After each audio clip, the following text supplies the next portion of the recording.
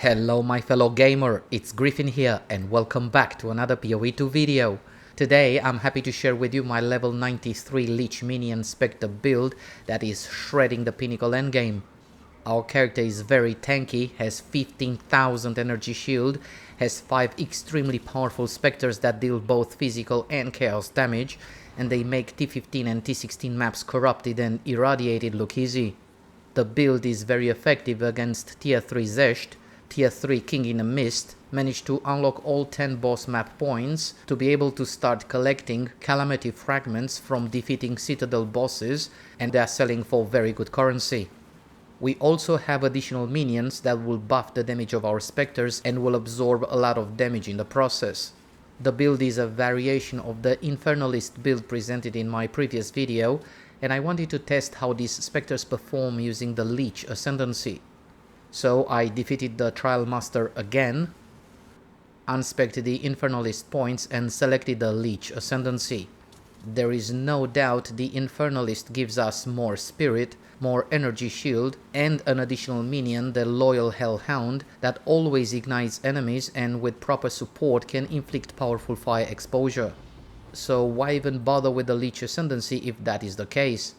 I'm happy you asked. In this video we'll start with the Ascendancy first. The LICH Ascendancy brings a different flavor to the build. By allocating Necromantic Conduit, both our character and minions gain Unholy Might, and this means they will gain 30% of damage as extra chaos damage if our character will not be on low mana. The downside is that our character loses 5% of maximum mana per second. We also select Crystalline Phylactery to double the effect of the socketed rare jewel, so in this case we gain 40% increased energy shield, minions gain 20% elemental resistances, and 64 increased energy shield from the equipped focus. By selecting Soulless Form, our character gains mana regen equal to 6% of its maximum life per second. This represents more than enough mana regen to compensate for the downside of Necromantic Conduit mentioned earlier, that states lose 5% of maximum mana per second. So, Soulless Form solves the mana issue created by selecting Necromantic Conduit, but also comes with its own downside.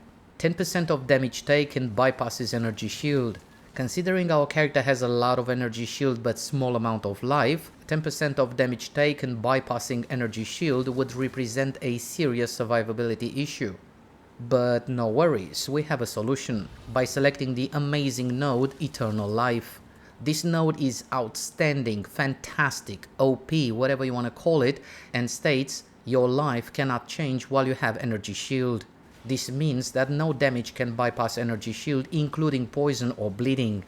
And this represents an amazing survivability node, especially beneficial in fully juiced T15 maps or Pinnacle Endgame encounters. Now let's talk about how to buff the damage of our Specters. For the first 2 support gems we're using Feeding Frenzy for more damage and Rapid Attacks 2 for more, wait for it, attack speed, that's right. For the third support gem we're using Master, that makes our Specters deal 7% more damage for each different type of revivable minions our character has summoned.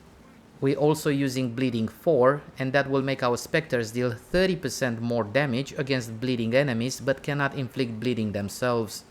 The last support is Exploit Weakness, and will allow our Specters to consume fully broken armor on enemies to deal 40% more damage but cannot break armor themselves.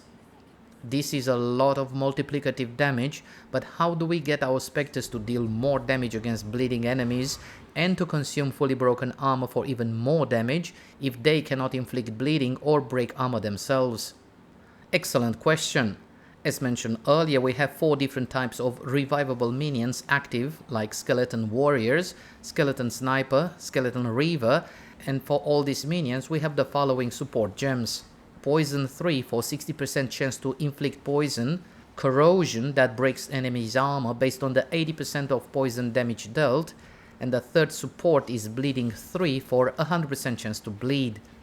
Besides that, we're using these 3 support gems on Unearth skill as well. I am aware they are not revivable minions and we won't have these bone constructs around during boss fights, but during mapping they are amazing.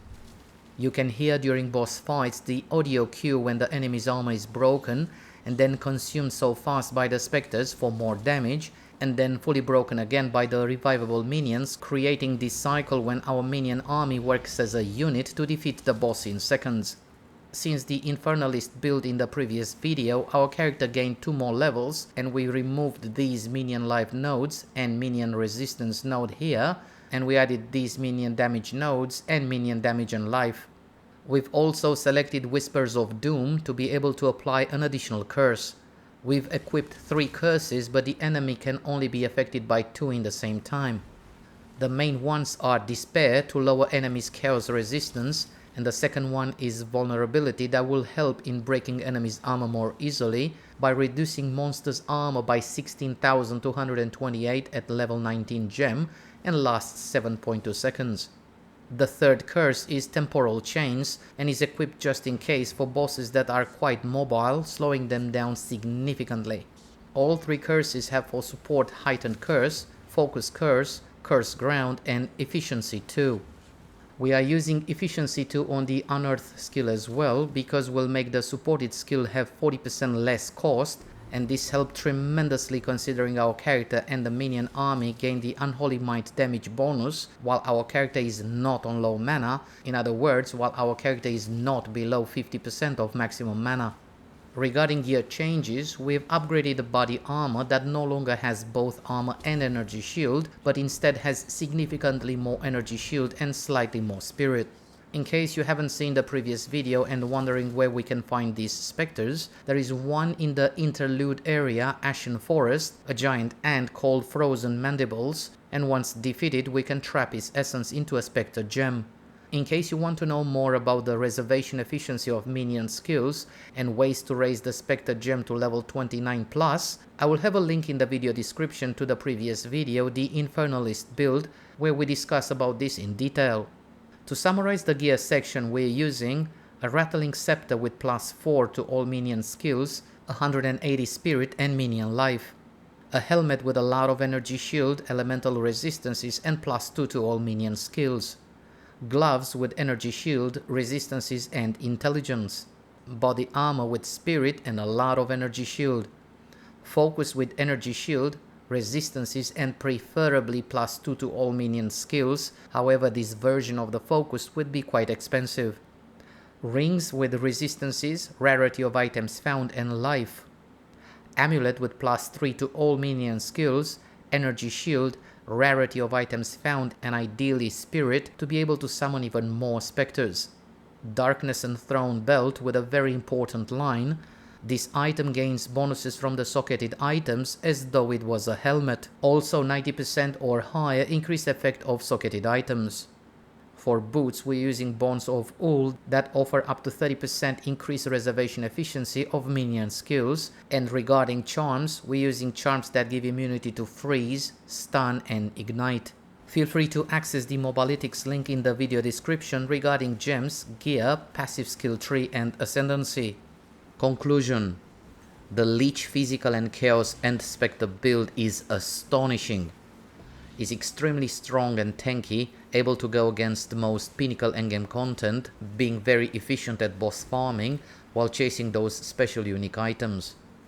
T15 or T16 maps with 6 mods corrupted and irradiated are a breeze to complete, and even Citadel bosses, once we unlock all 10 boss Atlas points, are very manageable. It is not gonna destroy them in seconds because bosses are 6 levels above the traditional level 15 map, meaning 5 points from the Atlas tree and 1 point from irradiating the map, but the build is definitely capable of defeating them to get the expensive Calamity fragments for very good currency. I hope you enjoyed this video and found it useful. If you have any questions, feel free to share your thoughts in the comment section below.